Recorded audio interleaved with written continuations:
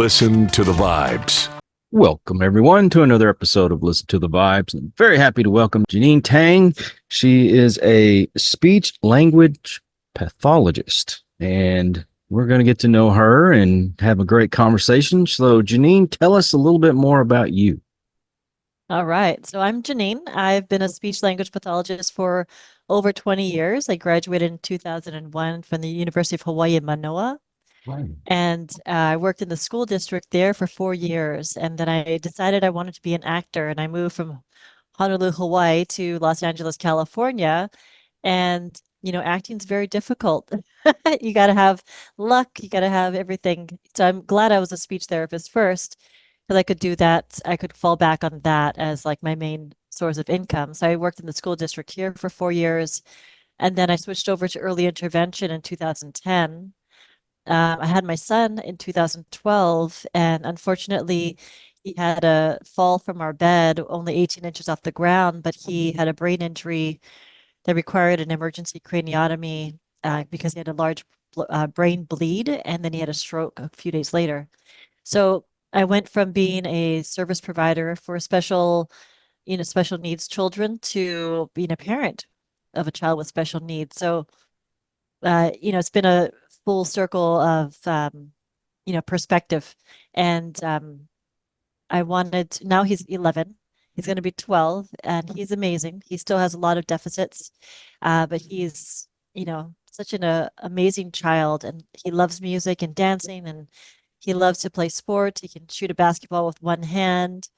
There's a long road ahead for him, but I wanted to be able to create a greater impact uh, for, for him and also for myself to reach out to other parents and people who might need assistance for developing communication for their children. Because, being an early intervention speech therapist, I saw so many children that needed speech therapy, but may not have needed it if their parents were trained properly on how to use strategies and how to introduce and practice language with their children. So I wrote a book. It's called Play Dumb and Sabotage. And the Mhm. subtitle for that is to mindfully under anticipate the child's needs and create opportunities to practice language. And these are strategies I use with my son, every day since he was little and continue to use them today. So I think it's, they're strategies that are super easy and can be applicable to any child.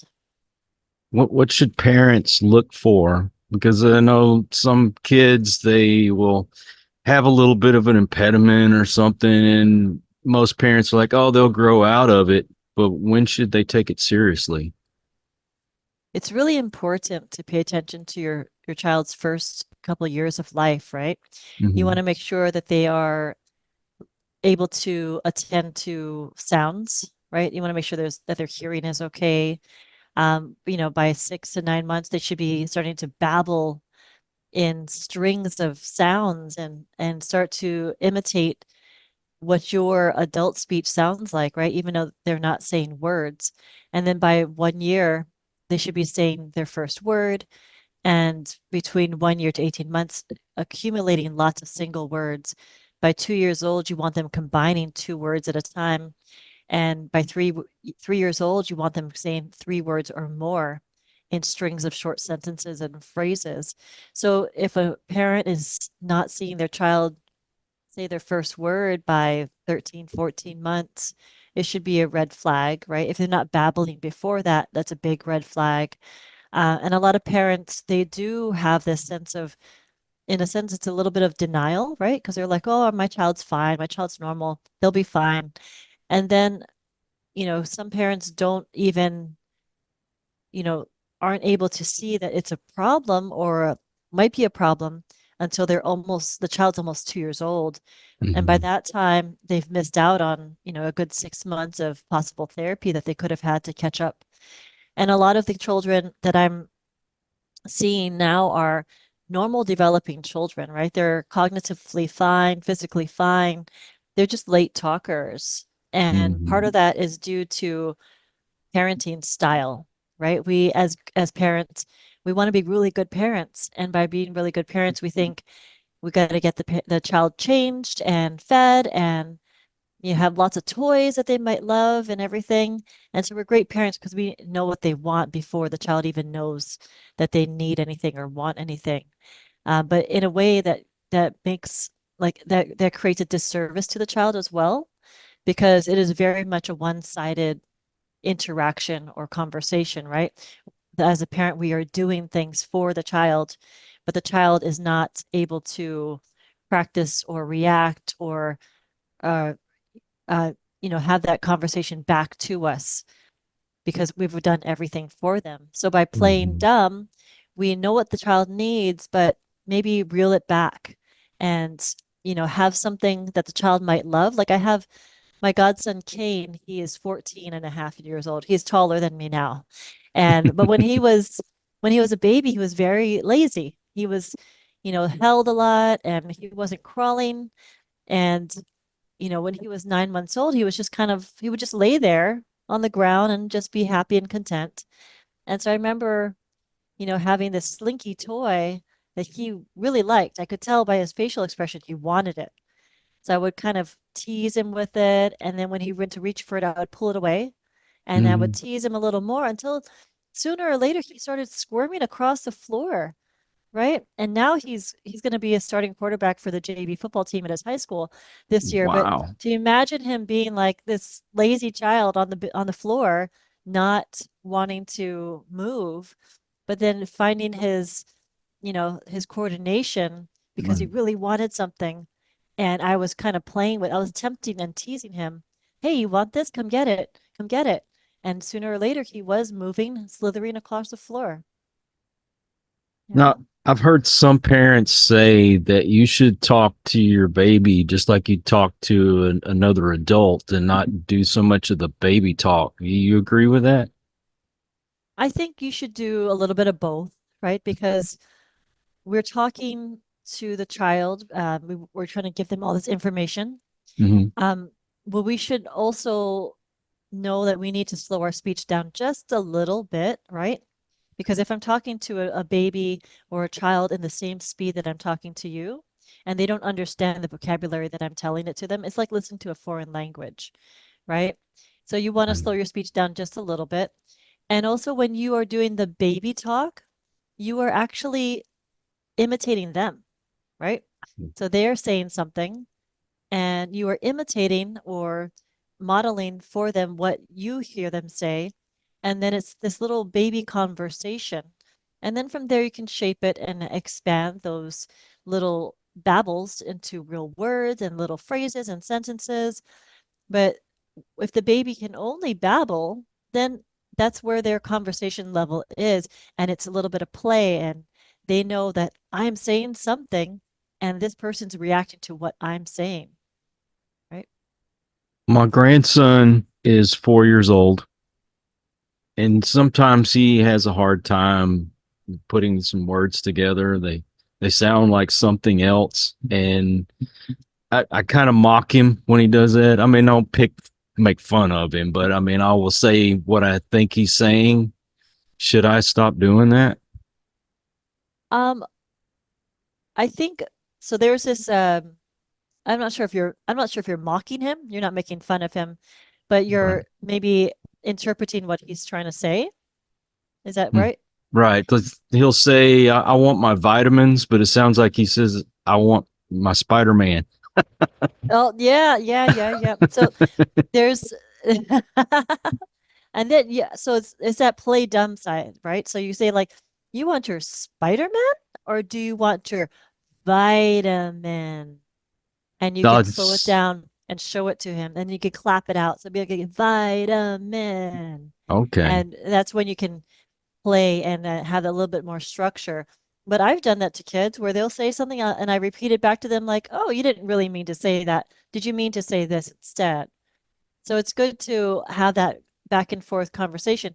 And it's great that you're not saying, "No, it's not Spider-Man, it's vitamin." You're Right. not correcting him and saying that you're doing it wrong. You're saying like, "Wait, this is what I heard. Oh, but did you mean this instead?"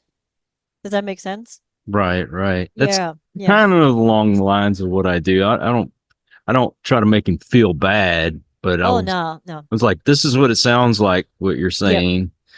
Okay. Now, Yeah. my youngest son, he was developing a little bit slower in speech when he was little, and we couldn't figure out what was going on, and finally took him to the doctor, and they did some hearing tests on him. He was partially deaf in one ear and completely deaf in the other ear. And they told us that he would be completely deaf by the time he started school. So, we were concerned and started learning sign language, but still helped try to get him to say the words. Should parents maybe look into getting their hearing checked when you have situations like that where they're not saying words you think they should be saying? Absolutely. Yeah, like I was saying, if a child is not turning towards sounds like when they're little, when little baby, right? You shake a rattle or you make a toy, a drum sound, and the baby's not turning towards that sound, that's an indication that maybe they didn't hear it. And so all babies are screened at birth. They should be screened at birth for hearing, right? But there could also be hearing loss along the way. And it could be something like earwax. It could be something like an actual hearing impairment. So it's really important to pay attention to those little things because the way a child's able to hear and understand the sound is going to indicate how they're able to imitate it and produce it as well. And if you can't hear the sounds correctly, you're not going to produce it correctly. That's why people who are deaf at birth, they'll produce sounds in a very different way, right? Right. And what about Yeah. stuttering? What causes that? Um, I don't know the cause of stuttering. Sometimes it's hereditary, right? So you have people who start to stutter and maybe their parents had stuttered when they were younger as well, or even as adults. There is, more prevalence of boys that stutter than girls, and some of it's can be developmental, right? Some kids will stutter and then they'll grow out of it. Um, but some of it, like I had a friend, her brother was a very moderate to severe stutterer, but it didn't stop him socially, right? It didn't impact how he was able to engage in conversation. It didn't bother his self-esteem. He was a very confident speaker, even though he did have a stutter. Um, and sometimes they think that stuttering can be caused by being anxious, or sometimes it can be, their thoughts are their mouth is moving quicker than they're able to think. So they're saying something before they're actually able to plan out how they're going to say it. That was a big problem for me growing up. I used to be a lot worse. I still stutter from time to time, but my brain goes a lot quicker than what my mouth does, and I have to stop and rethink. Okay, what was I trying to say? What was I trying to say? But you mostly work with kids. Do you ever work with adults? I do. I work with adults 2 days a week at a hospital. Um, and that is, older patients, either they have strokes or they've had some kind of altered mentation. A lot of the adult work is probably in the hospital is 80% swallowing disorders, if you can believe that. And then the rest is cognitive and speech, impairments that might come along the way. But a lot of patients, they have a stroke and then it can affect how they're able to swallow. So we think of like physical therapy as like gross motor, right? Walking, doing some big motor functions. Occupational therapy, we think of like fine motor, hands, activities of daily living, like brushing your teeth, brushing your hair, and things like that. And then speech therapy in the hospitals is typically from, I would say, like, your airway up. So we deal with everything from like your throat up to your brain.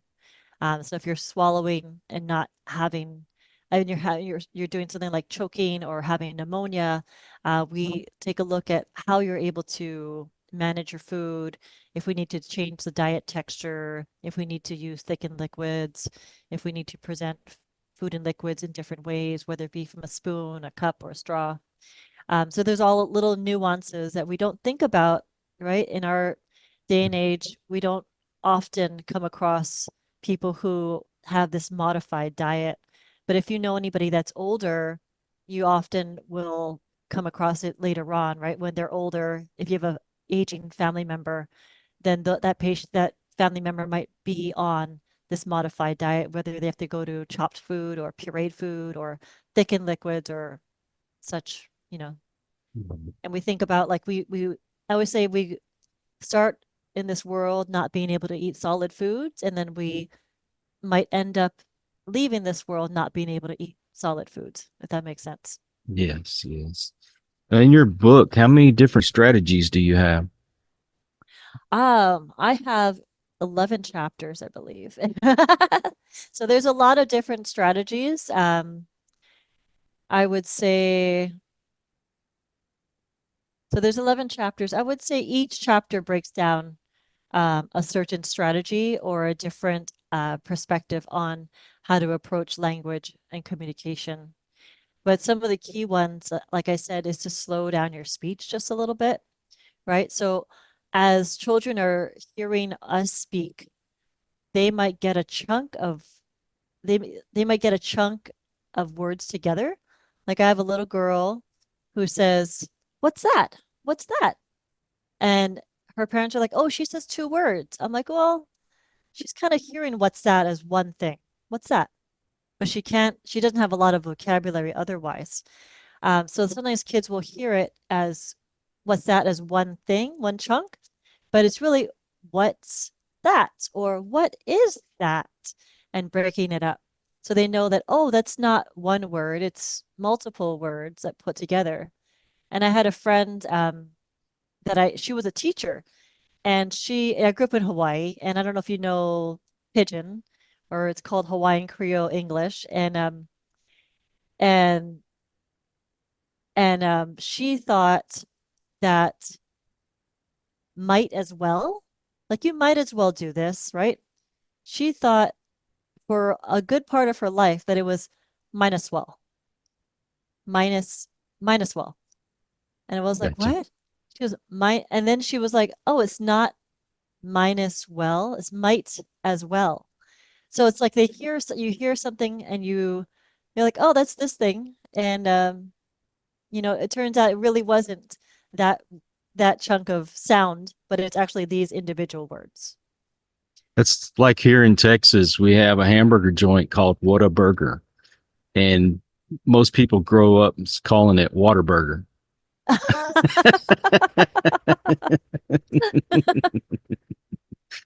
Oh my gosh. Yeah, exactly. So, are they coming up with new strides or new strategies in these developments?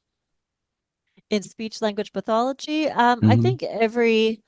um, I think there are always new strategies coming up in speech therapy and how you teach language and everything. But the foundational things are stay pretty basic. You want to understand. You want to be able to have children understand before they can express, right? That's Hmm. how we naturally learn things. Like when we learn a new language, we understand the new language before we can express it, right? We have to also learn it in us learn how to do sequences. So when you do like stories and understanding that this comes first, this comes next, this comes last, working on problem solving and